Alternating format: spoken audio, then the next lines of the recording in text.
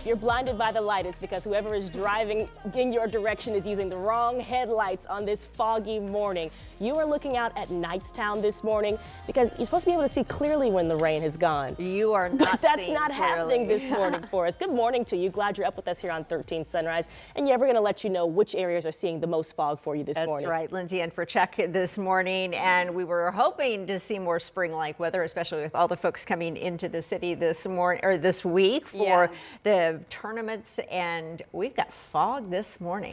We got a couple school delays too because of that. Shelby County, Henry County, just to name a couple, active right now. And really East Central Indiana is where we are seeing some of that dense fog causing these issues. So along the I-70 corridor between Indianapolis and Richmond and down I-74 between Shelbyville, Connorsville.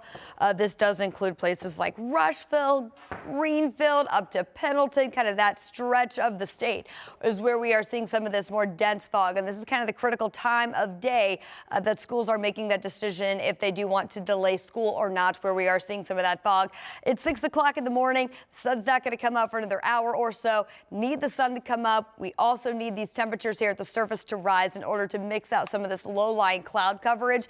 And I really don't see that happening within the next couple of hours. So with that being said, currently at 32 in Indy, 29 in Muncie, 30 in Richmond. We are running significantly cooler than this time yesterday by about 10 to 12 degrees. Temperatures today will once again be pretty seasonal. We've got a stray shower in southwest Indiana, and outside of that, looking at a mainly dry day as we head to 54 this afternoon. We are headed to 56 tomorrow, but with rain moving in along a warm front and of course that big time warming trend by Friday. We'll talk more about those warmer changes ahead, but I want to get you out to the traffic center this morning. And despite the fog, we're really not seeing any major issues when it comes to accidents, but we are seeing some construction out in Wayne County, and this is creating a bit of a delay. This is a look at some overnight road work closing one travel lane of I-70 eastbound. This is right here at Williamsburg Pike. So this is causing perhaps a little bit of a slowdown over in East Central Indiana, over in Wayne County. Hopefully they can get these lanes back opened by the time we get into that peak morning rush, but it has been causing some slowdowns and some issues over Wayne County I-70. Now, I want to take you a little bit farther west along I-70 and show you what it looks like here at the Knightstown exit, State Road 109, where fog is the biggest issue here. Again, travel moving along without any incidents being reported. That's the same case here in the metro as well, so some good news. We'll keep an eye on this road weather index and keep you posted on where those foggy spots are. Thank you, Lindsay. Well, we're just a few days away from the Sweet 16 here in Indianapolis at Lucas Oil Stadium. So thousands of basketball fans will be here in the Circle City cheering on their teams. But it's important to talk about something not so sweet. Yeah, it's a great time if people have a lot of fun, but something also potentially dangerous this morning. And there is a bold new message being shared across our state. New billboards raising awareness about sex trafficking during big sporting events. Our Matthew Foltz is live this morning. And really, what is the goal of this campaign, Matthew? Well, yeah, Jalea and Julia, the goal is really just to shine light on sex buyers and the harsh realities of just the sex trade that can really go on during big sporting events at large cities like what we're about to see this Friday here in Indy as the Sweet 16 for March Madness picks up again here at Lucas Oil Stadium. And the campaign is really being done through billboards that you'll notice throughout the city on the interstate. Now, this is being done by an organization called Rides for Girls. Now, it's working with 8 cities that are hosting NCAA tournament basketball games that may be targets for sex trafficking. Now, that's where the digital billboards like you see on your screen will be placed as drivers pass by on interstates. Leaders with the organization tell 13 News that large sporting events are really a hotbed for sex traffickers, primarily men who try to prey and exploit women.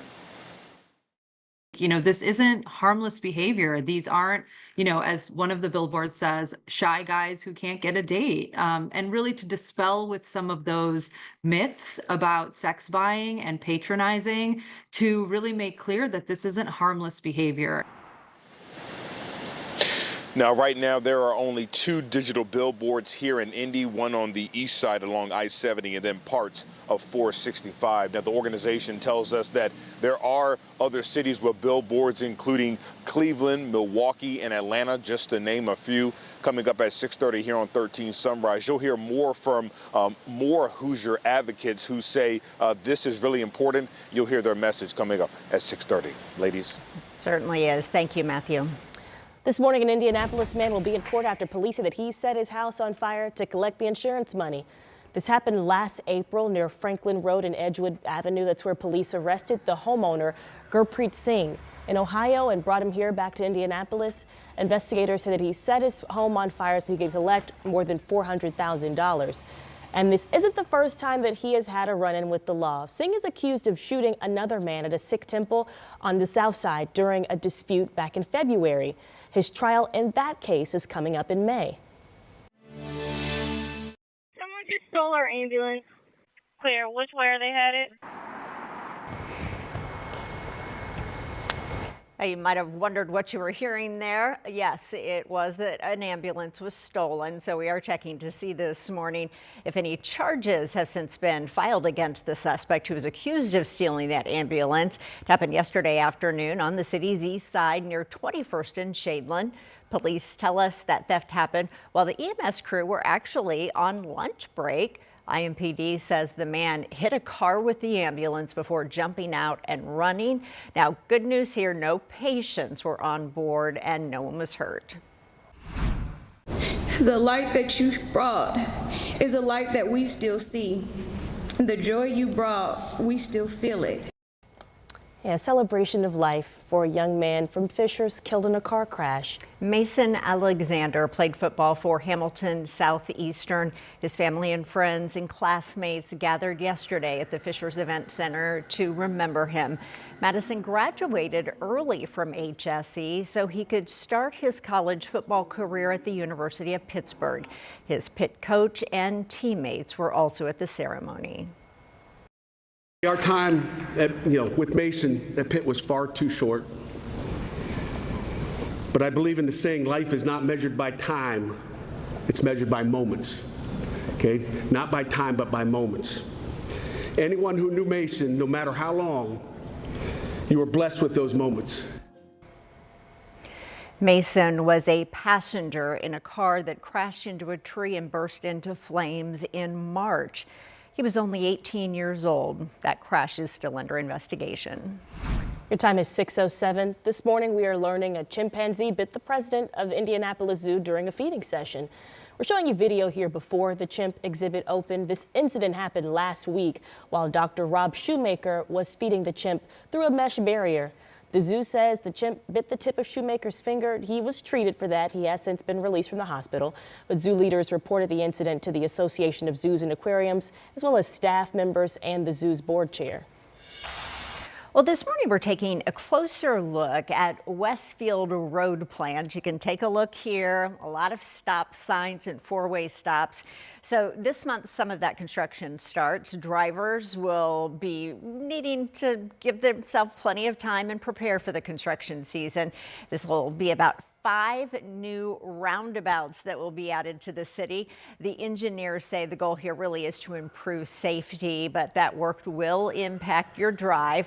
And you can see here all the intersections. We are told that some of them will be full closures, so keep this in mind, but no more than a couple of months at a time. City leaders do say it will be well worth it. Some business leaders, though, are pretty worried.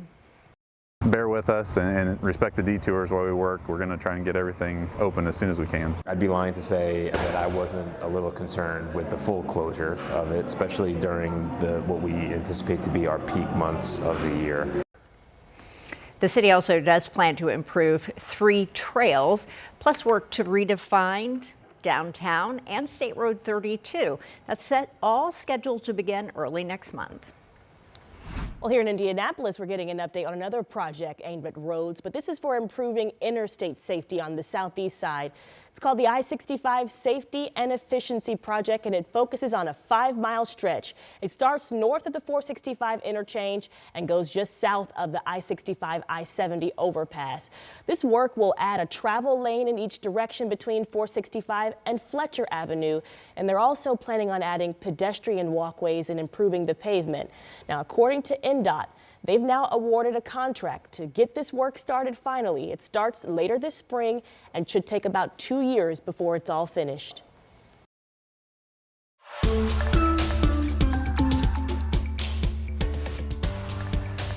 Welcome back. Welcome. It's 6:10. Property taxes were the focus last night during a community conversation hosted by the Indiana Black Legislative Caucus. It is one of the top issues that lawmakers have been focusing on this session. With just a couple weeks to go before the end of the session, the caucus talked with the community about finding a middle ground on this issue.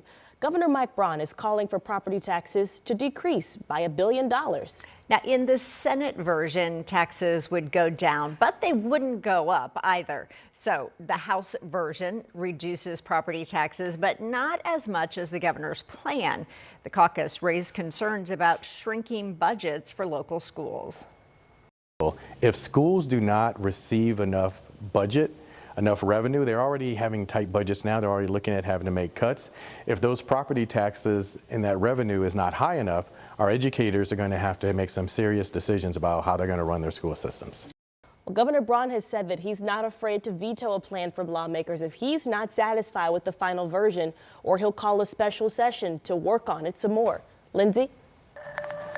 All right, and you now see scrolling at the bottom of your screen, we've got up to 4 delays now due to the fog this morning, and a lot of that is because of this colder air that has moved in. We've dropped to 32 here in Indy now, but we're about to climb 40 degrees, approaching the mid-70s for highs by Friday. We're going to talk about the fog out there right now and that warming trend headed our way in the full forecast.